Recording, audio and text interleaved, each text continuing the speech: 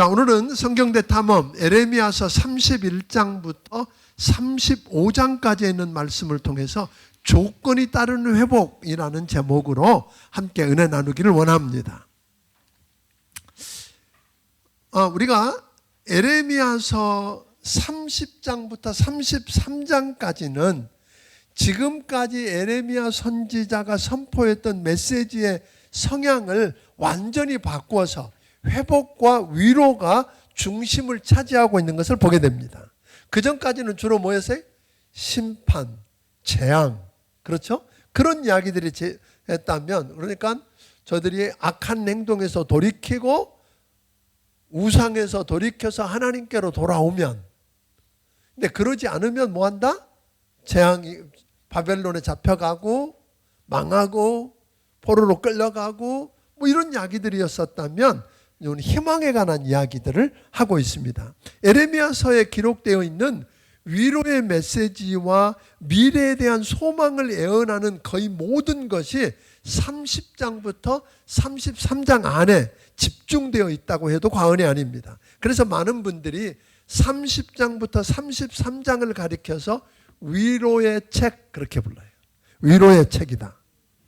그러니까 여기서는 억압받고 괴로워하면서 바벨론 제국의 느부갓네살 왕의 공격 앞에 언제 무너지고 사라질지 모르는 풍전등화 같은 민족의 상황을 보면서 두려워하고 있는 유다가 제2의 출애굽을 통한 재탄생을 꿈꿀 수 있도록 꿈꾸게 한 것을 저들이 바라보게 한 것이 오늘 이 30장부터 33장 안에 나온다, 그런 이야기입니다. 그러니까 에레미야 선지자는 그동안 지속적으로 하나님을 등지고 우상을 숭배하고 악행을 일삼고 회개하고 하나님께로 돌아오지 않은 그 백성들에게 심판과 재앙을 선언해 왔었는데 30장에서 33장에서는 갑자기 구원과 회복을 선언하는 것이 의외인 것처럼 느껴진다는 겁니다. 하나님을 떠나서 범죄한 주의 백성인 이스라엘이 심판받고 멸망해서 바벨론으로 끌려가는 것도, 또 때가 됐을 때 회개하고 돌이킨 주의 백성을 그곳에서 돌아오게 하는 것도 하나님의 계획의 일부다. 그러니까 누가 하신 거다? 하나님이. 그러니까 우리는 누구 손 안에 있다? 하나님 손 안에 있다, 그런 이야기. 그러니까 여기서 보면 하나님은 약속을 꼭 지키시는 신실하신 하나님이지만 하나님은 결코 그 백성을 포기하실 수 없을 만큼 사랑하시는 분이라고 하는 걸 우리가 보게 됩니다. 그리고 하나님은 못하실 일이 없을 만큼 무한한 능력과 가능성을 가지신 분임을 또한 알게 됩니다. 31장 1절을 한번 읽어보겠습니다. 시작. 여호와의 말씀이니라. 그때 내가 이스라엘 모든 종족의 하나님이 되고 그들은 내 백성이 되리라. 그러니까 BC 722년에 아수르 제국에 의해서 멸망당한 북왕국 이스라엘은 오랫동안 남유다 사람들에 의해서 관심 밖에 있었어요. 그러니까 북왕국이 망할 때 그 백성들은 포로로 끌려가 이 나라 저 나라 여기저기로 흩어져 살고 있었기 때문에 그들은 잊혀진 존재가 되고 말았습니다. 그런데 갑자기 하나님께서 오랜 세월이 지난 다음에 하나님께서는 예레미야를 통해서 망하고 끝난 줄 알았던 북왕국 이스라엘의 회복을 지금 이야기하고 있다는 거예요. 그냥 일반적인 회복이 아니에요. 일반적인 회복이 아니에요. 이스라엘과 하나님 사이가 과거에 어떠했던 간에 다시 새 언약 관계를 수립해서 하나님께서 저들의 하나님이 되고 그들은 누구 백성이 되고? 하나님이 내 백성이 되고, 그렇게 이야기해요. 내 백성이 될 거라고 했거든요. 그러니까 하나님의 구원 계획 속에 이스라엘은 배제되지 않았고 자비는 철회되지 않았다는 겁니다. 하나님이 이스라엘을 다시 세우실 것이다. 하나님이 이스라엘을 구원하실 텐데 그의 사역 방법은 마치 옛적에 모세가 430년 동안 종노릇하던 이스라엘을 애굽에서 끌어내서 광야로 인도하던 출애굽 때와 흡사할 거다라고 이야기합니다. 그러니까 오랫동안 즐거움을 잊고 지내야 했던 저들이 그때는 뭐예요? 기쁨의 춤을 출 것이고 사마리아 산마다 저들의 심은 포도나무 열매를 따기 시작할 것이며 하나님을 떠나 우상 숭배하고 특히 금송아지 만들어가지고 금송아지 숭배와 바알 숭배를 하는데 앞장을 섰던 에브라임 산지에 파수꾼들이 너는 일어나라, 우리가 시온에 올라가서 우리 하나님 여호와께로 나아가자고 외치는 소리를 듣게 될 거예요. 의외죠. 하나님을 반대하는 사람들이 뭐예요? 이제 누구에게 나가자? 시온으로 나가자, 하나님께로 나가자, 이런 이야기를 할 거라는 거예요. 그러니까 우리가 살면서 저 사람은 안 돼 하고 함부로 단정 지으면 돼요, 안 돼요? 안 되는 거예요. 저 사람? 에이, 안 돼. 아니요. 그건 이거 북이스라엘 다 끝난 줄 알았어요. 그님이 살리시겠다잖아요. 아멘? 그러니까 우리가 함부로 사람을 판단하고 단정하는 건 굉장히 조심해야 돼요. 북왕국 이스라엘은 BC 931년에 솔로몬 왕이 죽은 후에 르호보암 왕 때 남왕국에서 분리되었어요. 그래서 정치적인 이유로 북왕국의 왕들은 북이스라엘 백성들로 하여금 하나님의 성전이 있는 예루살렘을 찾지 못하도록 막았어. 그리고는 단과 베델에다가 금송아지를 숭배하는 신전을 만들어 놓은 거예요. 그리고 금송아지 만들고 그게 누구라 그런 거예요? 하나님이라 그런 거예요. 저들 애굽에서 인도에 하나님이라고 그 금송아지를 숭배하게 만들었던 그래서 하나님에게서 점점 멀어지다가 BC 722년에 아수르 제국에 의해서 멸망해요. 북이스라엘이 남쪽보다 인구도 많고 땅도 크고 힘도 셌어. 그런데 그들은 아수르 제국에 의해서 소위 722년에 완전히 멸망하고 사방으로 흩어져서 포로로 끌려갔기 때문에 이 말씀을 하는 때가 언제냐면 BC 587년이니까 135년 동안 잊혀졌던 저들이었다는 거예요. 그런데 그들을 하나님 뭐 하시겠다고요? 회복하시겠다는 거예요. 나는 저들의 하나님이 되고 저들은 내 백성이 된다. 그러니까 하나님께서 뿔뿔이 흩어졌던 저들을 회복시켜서 돌아오게 하실 때에 하나님이 세상을 어느 나라보다 귀하게 여기시는 것을 보며 기뻐 외치고 전파하고 찬양하고 오늘 말하고 남은 자를 구원하소서라고 외치게 될 거라는 거죠. 하나님께서 이 일을 하실 때에 귀족같이 특별하고 힘 있는 자들만이 아니라 맹인과 다리 저는 자와 잉태한 여인과 해산하는 여인들과 함께 큰 무리를 이루어 돌아오게 하겠다. 그러니까 특별한 은혜를 입을 것이라는 거죠. 그러니까 소외 충분히 거기 있는 사람들, 맹인, 다리 저는 자, 임산부 그런 행렬에서 뭐하게 소외되기가 십상인데 소외되거나 버림받기 쉬운 사람들을 제외시키지 않고 그 말은 뭐죠? 하나님을 설명할 때 이사야는 뭐라 그러세요? 상한 갈 때도 꺾지 않으시고 꺼져가는 등불도 끄지 않으시는 분이라고 그렇게 이야기했던 그 하나님이 저들을 인도하심으로 본국에 돌아오게 하겠다. 그들도 돌아오게 하겠다고 이야기합니다. 그것도 그냥 돌아오게 하는 게 아니라 가는 길이 얼마나 힘든 줄 아시기 때문에 저들이 넘어지지 아니하고 물이 많도록 하고 물 있는 계곡에 고든 길로 가게 해주겠다는 거예요. 다들 하나님이 버리셨고 하나님께 잊혀진 자들이라고 비아냥거렸는데 하나님께서 나는 이스라엘의 아버지고 에브라임은 나의 장자다. 그러니까 하나님이 버려졌다고 하는 그들의 하나님이고 그 에브라임이 뭐예요?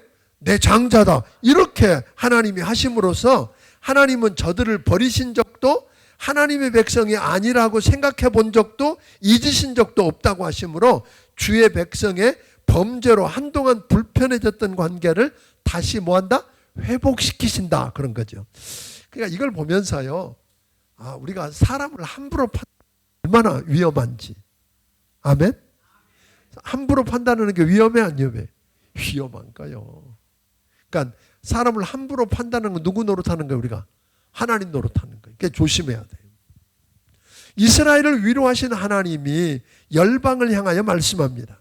열방은 자신들이 이스라엘을 멸망시키고 포로로 끌고 감으로써 온 세상에 흩었다고 세상 사람들은 그렇게 이야기했던 거예요. 아수르나 이런 사람들. 근데 하나님이 뭐라 하냐면 이 모든 일을 누가 했다? 내가 했다. 그러니까 하나님이. 내가 흩었기 때문에 저들을 흩은 내가 다시 모으겠다고 선언하시는 거예요. 하나님이 흩었기 때문에 누가 모으셔요? 하나님 내가 다시 불러 모을 수 있다고 이야기를 하시는 겁니다.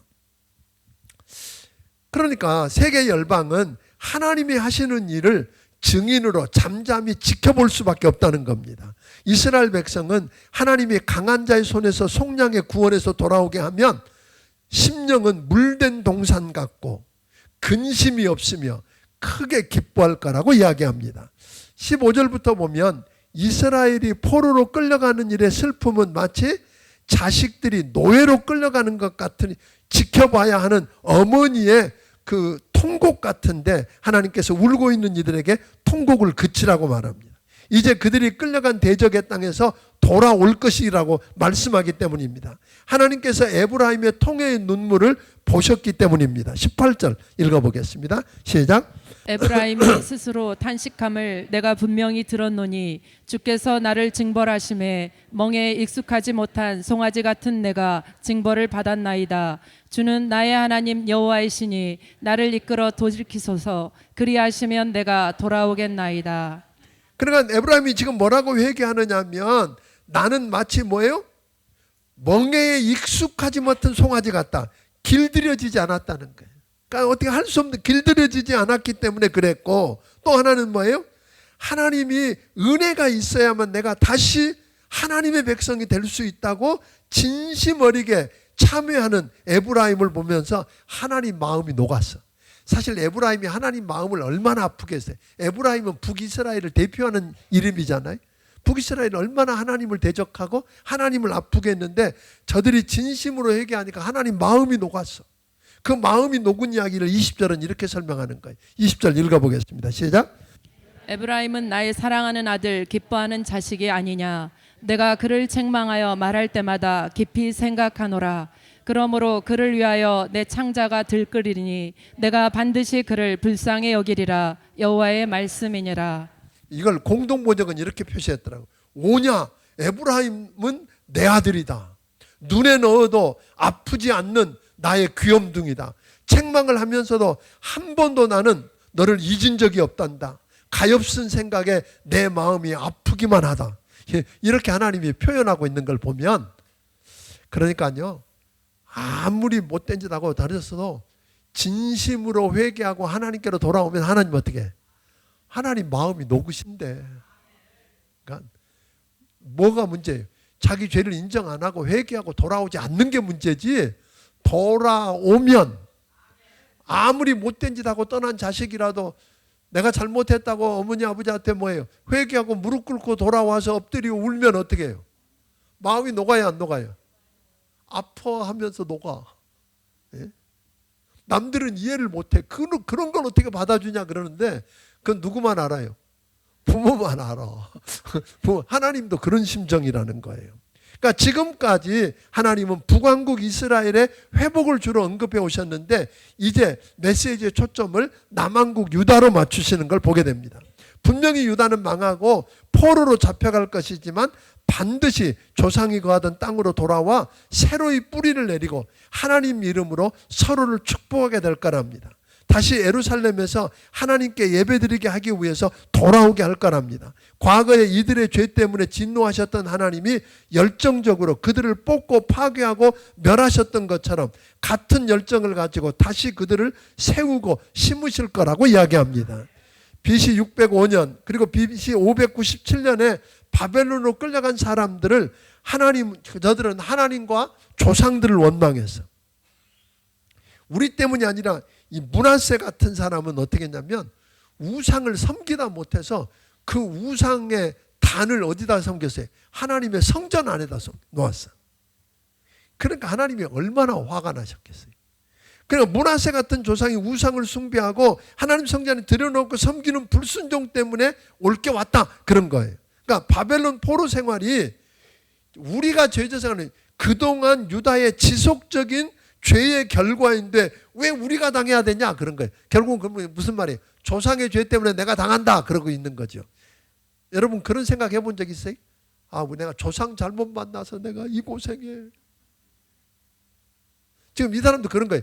조상이 죄는 조상들이 졌는데 왜 우리가 포로로 잡혀가서 고생해야 되냐고 지금 그러고 있는 그들에게 오늘 하나님이 뭐라고 말씀하는 줄 아세요?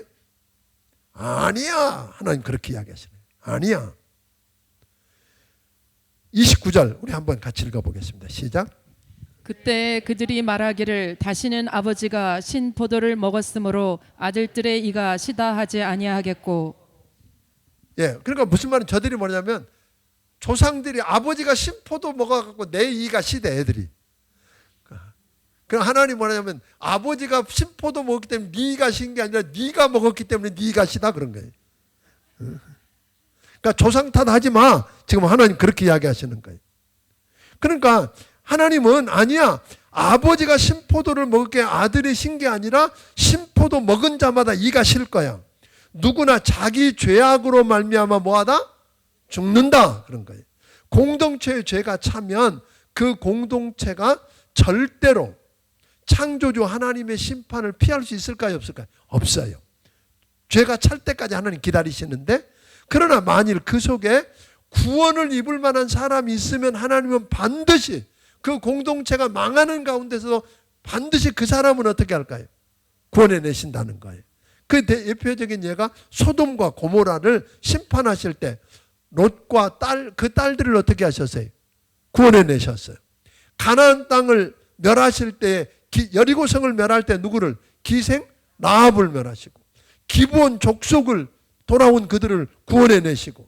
그러니까 당연히 죄 때문에 망하게 됐어도 한 사람이 하나님 앞에 바로 서서 회개하고 신실하게 살면 그 심판이 취소되는 건 아니어도 그가 있는 동안 심판은 뭐 할 수 있다? 보류될 수 있대. 이게 성경의 이야기가. 다윗, 히스기야, 심지어는 아합 왕. 오늘 저들이 아합 왕 얼마나 악한 짓을 저질렀어요. 우상 바알신을 끌어들이고 온갖 하나님의 사람들을 핍박했던 그 아합 왕도 하나님 선자를 통해서 뭐라 그러냐면 이제 너와 내 자손들 다 너는 어떻게 한다고요? 구테타를 통해서 아합 일가를 죽이고 나라를 다른 사람에게 넘길 거라고 선언했어요. 그랬더니 아합이 무릎 딱 꿇어 베옷을 입고 회개하기 시작해. 아니 아합 같은 걸 봐줘? 우리 생각에는 그래. 근데 하나님이 그렇게 하는 아합을 보고 아합 때는 안 하시겠대. 네 아들 때 하겠대. 그리고 그 아들 때 망해. 그러니까요, 우리가 하나님 앞에 우리 공동체가 당연히 죄를 지어서 망하게 되었어도 우리라도 하나님 앞에 바로 서 있으면 하나님이 우리 때문에 뭐예요? 봐주실 수 있어요. 그러니까 심판을 취소는 안 하시지만 보류해서 늦게 하거나 아니면 멸망할 때 그 공동체가 망할 때 그 속에서 우리를 뭐예요? 끄집어내셔서 우리는 살리시고 멸하거나. 아멘. 그러니까 핑계 댈 수 있어요, 없어요? 핑계 댈 수 없는 거예요.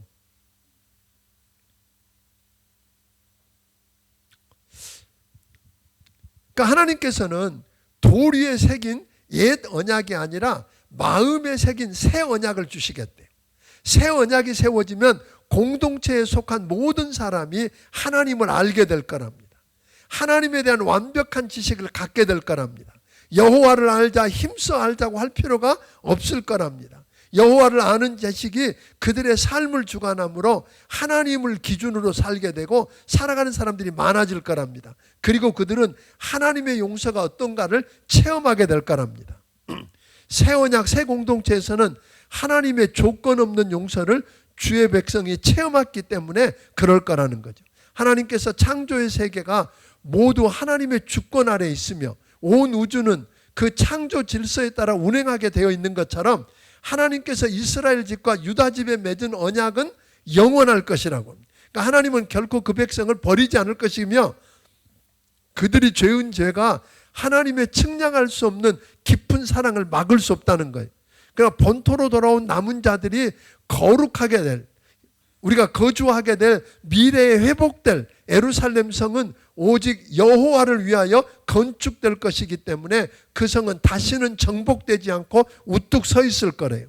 세상 주관자이신 하나님은 그가 택한 백성들을 죄악의 도성으로부터 구원해내시고 거룩한 성 시온으로 인도하실 거랍니다. 그 온 성에서 하나님의 백성들은 죄의 올무에서 벗어나 적극적으로 세상을 거룩하게 하는 삶을 싸워 나가야 한다고 이야기합니다. 32장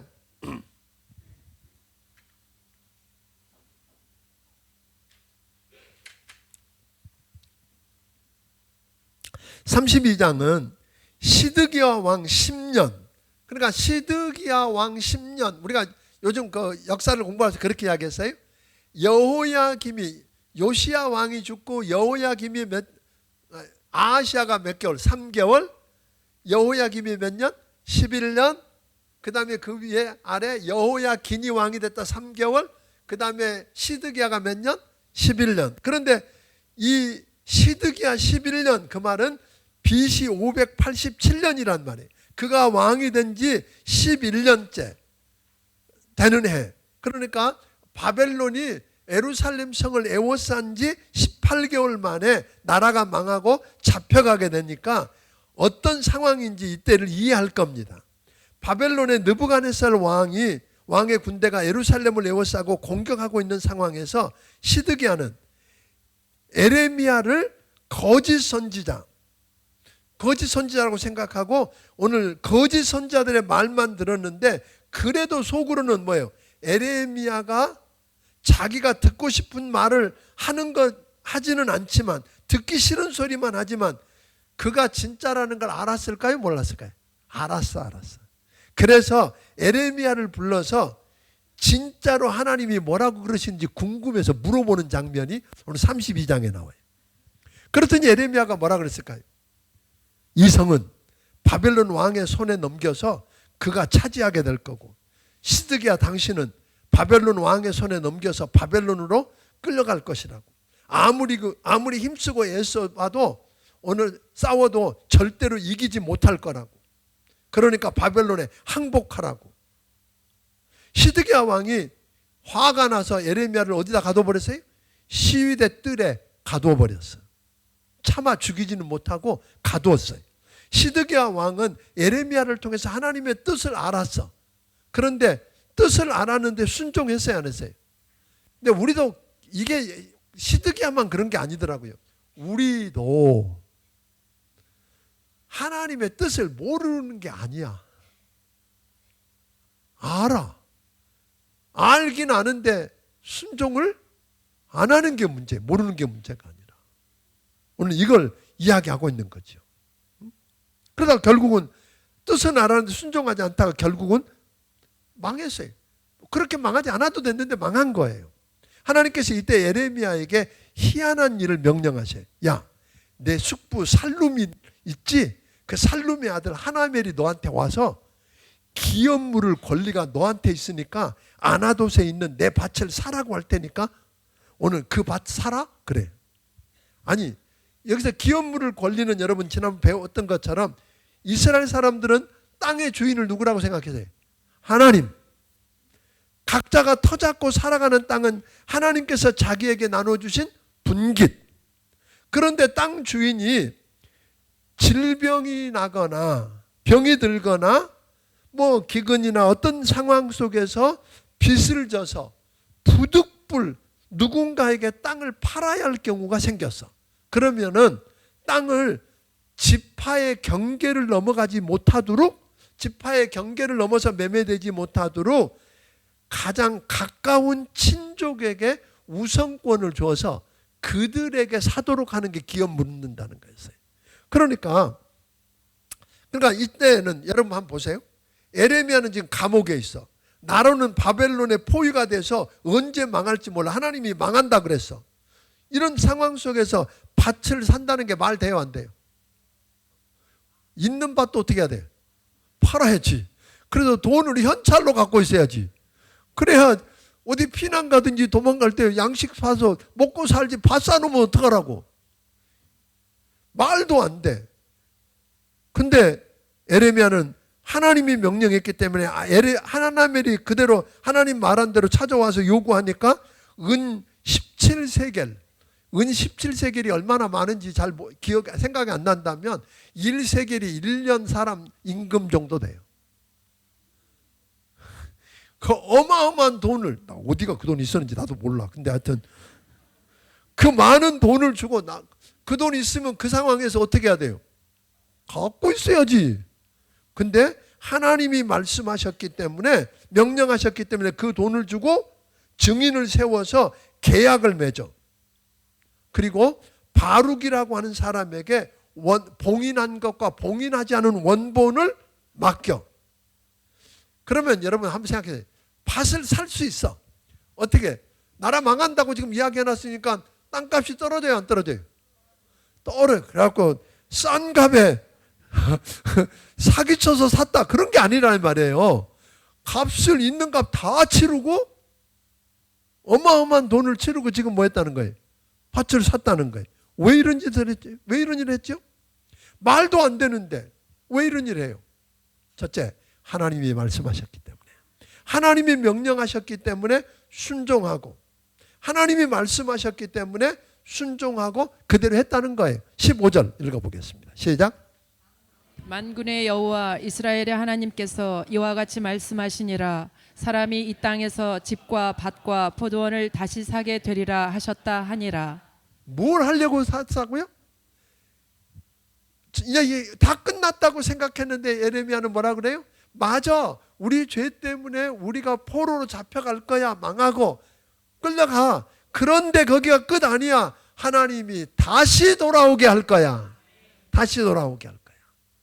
그걸 이걸 통해서 뭐예요? 말로만 하는 게 아니라 자기가 뭐가 되는 거예요? 실제로 보여주는 거잖아요.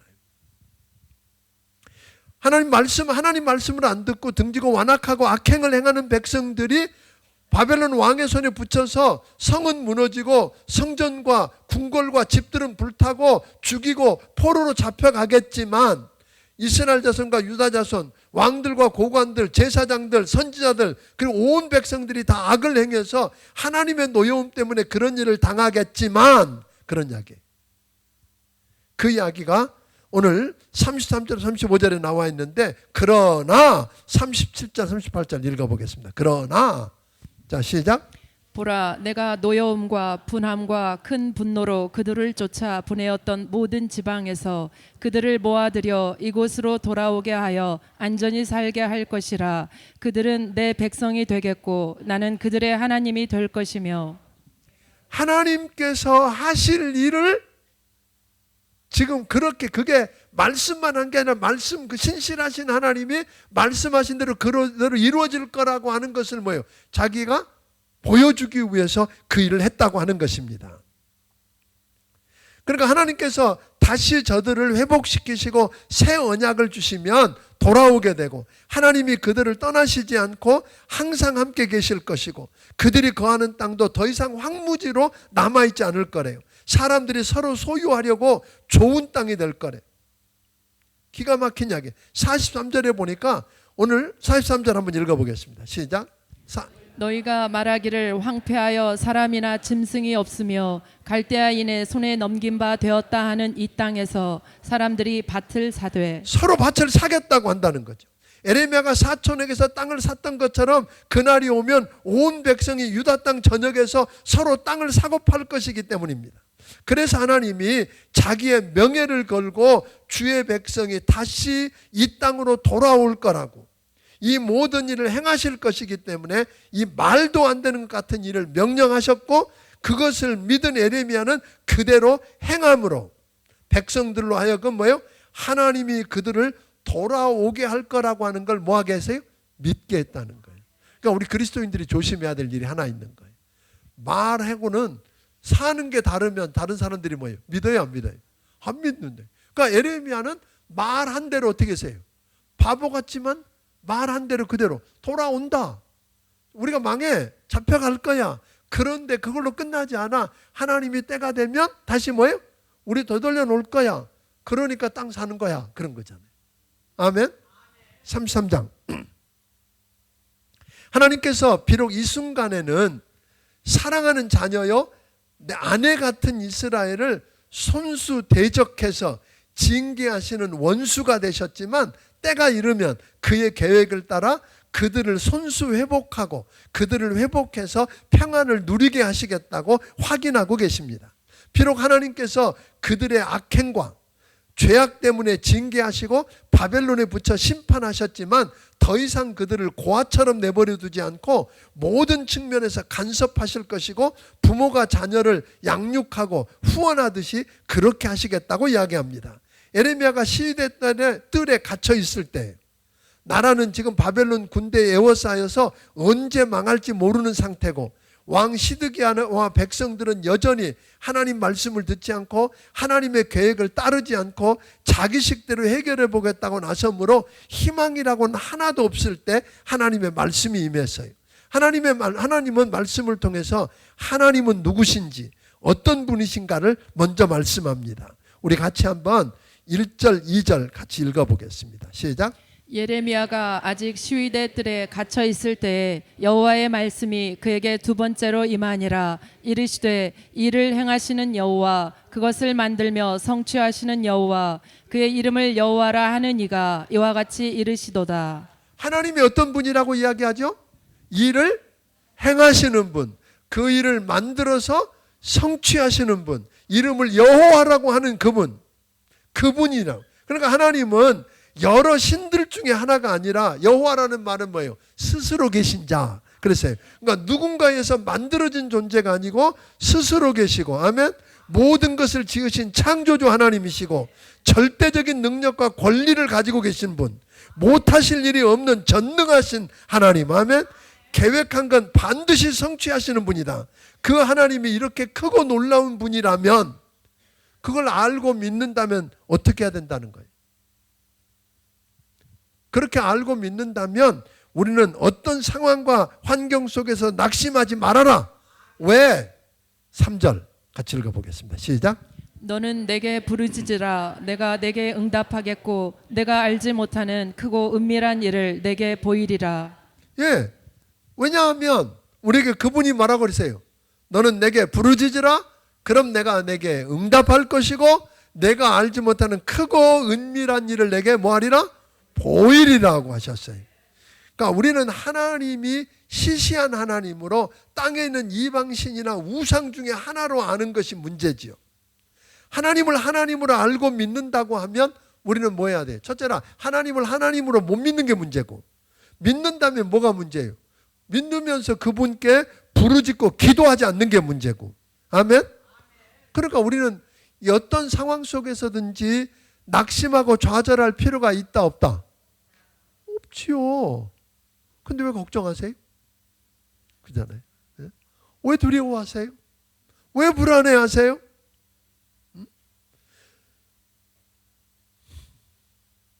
오늘 그러니까 포로로 끌려간 자들이나 바벨론 군대에 에워싸여 죽을 것 같은 상황에 있는 이들은 자기들은 하나님께로부터 버림받았다고 낙심을 하고 있었던 거예요.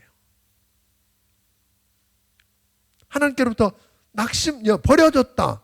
그렇게 생각하니까 자연히 뭐 하게 돼요? 두려움에 벌벌 떠는 거예요. 그런데 예레미야는 뭐라 하냐면, 하나님이 얼마든지 그들을 만나줄 의향이 있고 그들이 부르짖기만 하면 당장 달려가서라도 만나주시고 저들의 문제를 뭐 할 수 있다? 해결하실 수 있는 분이라는 거예요. 가까이 하기에는 너무나 먼 당신, 너무나 멀게만 느껴졌던 하나님, 아무리 찾아도 도저히 찾을 수 없을 것 같은 하나님, 하나님이 문제가 아니라 누가 문제예요? 내가 문제. 그 하나님을 신실하신 하나님으로 못 믿는 게 문제고, 믿는다고 하면서 그 하나님께 뭐 하지 않는 게 문제예요? 부르짖고 기도하지 않는 게 문제라고 이야기하는 거예요. 하나님을 알고 믿고 회개하고 하나님께 나와 부르짖고 기도하면 하나님이 뭐하고? 들으시고 응답하실 뿐만 아니라 알지 못하는 크고 비밀한 것까지 다 알려주시겠다고 이야기한단 말이에요. 호세아서 6장 1절을 한번 읽어보겠습니다. 시작. 오라, 우리가 여호와께로 돌아가자. 여호와께서 우리를 찢으셨으나 도로 낮게 하실 것이요 우리를 치셨으나 싸매어 주실 것임이라. 여러분, 그 하나님 믿으세요? 우리를 찢으셨으나 도로 낮게 하실 것이고 우리를 치셨으나 싸매어 주실 수 있는 그분. 아멘. 기도하면 뭐하는 분? 들으시는 분. 일을 계획하신 그 일을 뭐예요? 친히 이루시는 분, 성취하시는 분, 기도하면 들으시는 분. 그 하나님으로 내가 알고 있다면 문제 없다는 거예요.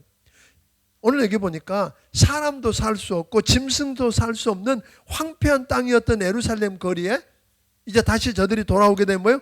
즐거워하는 소리, 기뻐하는 소리, 신랑과 신부의 소리. 오늘 만군의 여호와 하나님께 감사하는 소리가 들리고 하나님의 성전에서 예배드리는 소리가 들리도록 포로에서 돌아오게 해주시겠다는 거예요.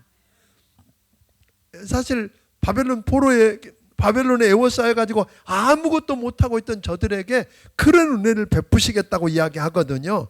그래서 잃어버렸고 빼앗겼던 일상을 회복시켜 주시겠다는 거예요.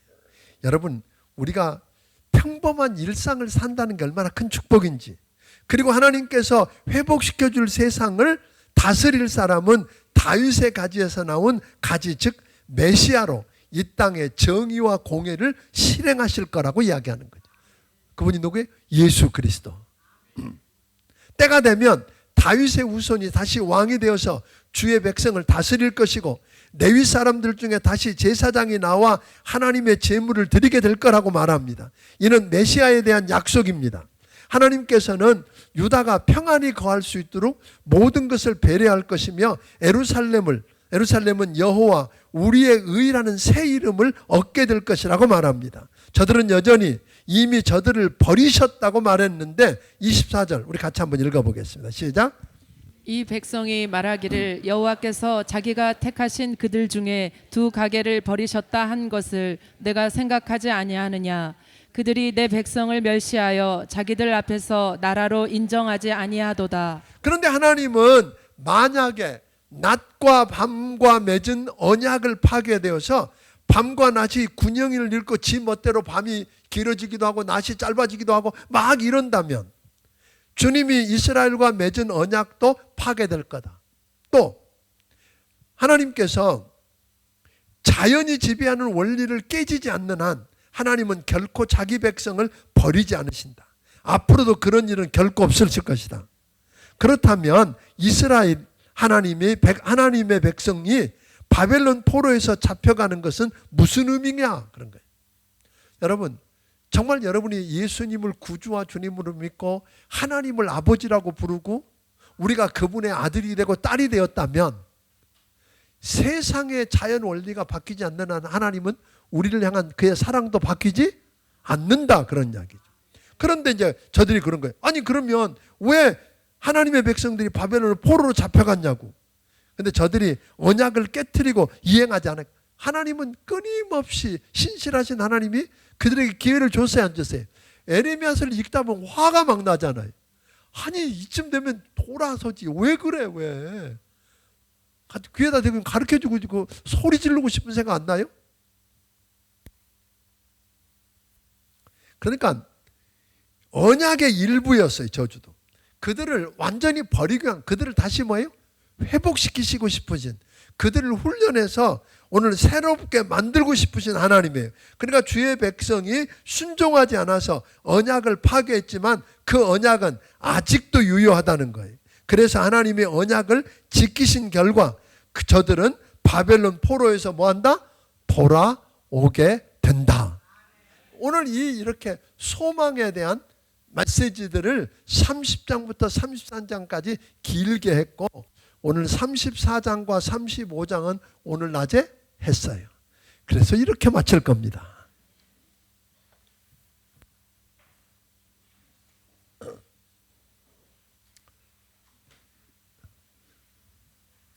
(6.25) 집회 가자고 일찍 끝낸 거예요. 주님 앞에 10의 1조와 감사 예물을 드린 손길이 있습니다. 하나님 아버지, 예레미야서를 통해서 하나님의 마음을 알게 하시고 우리가 사는 길이 뭔지를 보게 하신 것 하나님 감사합니다. 그 죽을 것 같은 상황 속에서도 오늘 우리에게 희망, 소망의 메시지를 통해서 빛을 비춰주신 것 하나님 감사합니다.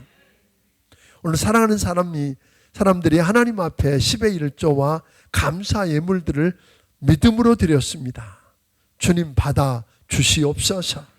아버지 하나님, 말씀하신 대로 저들을 축복하여 주시고 저들 삶 속에서 저들한테 신실하신 그 하나님을 날마다 체험하며 살게 해 주시옵소서. 인도해 주옵소서.